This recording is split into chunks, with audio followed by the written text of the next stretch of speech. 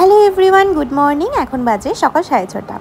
এখন আমি বেলঘড়া স্টেশন থেকে ট্রেন ধরবো বজবজ লোকাল।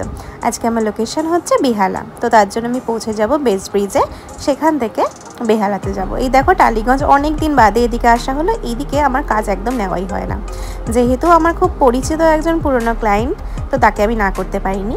তো দেখো এসে গেছি স্টেশনে। বেস্ট ব্রিজ থেকে আমি এবার রিক্সা ধরে পৌঁছে যাচ্ছি আমার লোকেশানে, সেটা হচ্ছে বেহালাতে।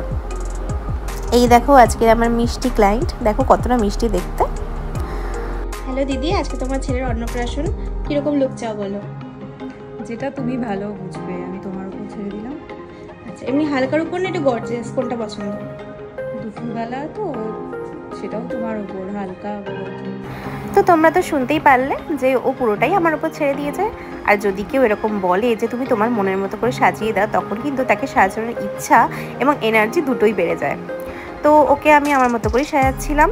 ও নর্মালি খুবই লাইট মেকআপ পছন্দ করে, আর সত্যি বলতে আমার ক্লায়েন্টরা সবাই লাইট মেকআপ পছন্দ করে, সেই দেখেই আমাকে বুক করে।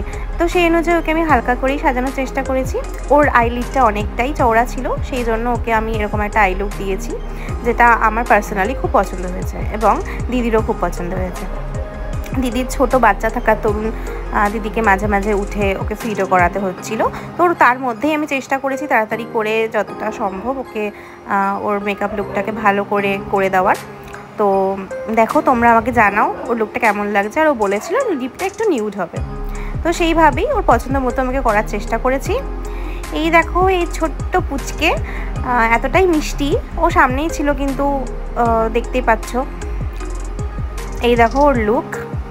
ওকে আমি হেয়ারটা একদমই সিম্পল উপর রাখার চেষ্টা করেছিলাম, জাস্ট হালকা একটা পার্টিশন করেছি, আর পিছনে জুঁই ফুল দিয়ে একটা বান ক্রিয়েট করেছিলাম, সাথে হালকা একটা লুক, স্নিগ্ধ লুক। যেহেতু দুপুরের অকেশন ছিল, সেইটা মাথায় রেখেই ওকে আমি সেরকম একটা লুক দেওয়ার চেষ্টা করেছি। তোমরা জানাও তোমাদের এই লুকটা কেমন লেগেছে। ভালো লাগলে নিজের অকেশনে যদি এরকম লুক চাও, তোমরা কিন্তু আমাকে অবশ্যই বুক করতে পারো। আই মেকআপ থেকে শুরু করে হেয়ার স্টাইল থেকে শুরু করে কোনটা তোমাদের সবচেয়ে বেশি ভালো লাগলো আমার কিন্তু অবশ্যই জানিও। হ্যালো দিদি, তোমার কেমন লাগলো একটু বলো।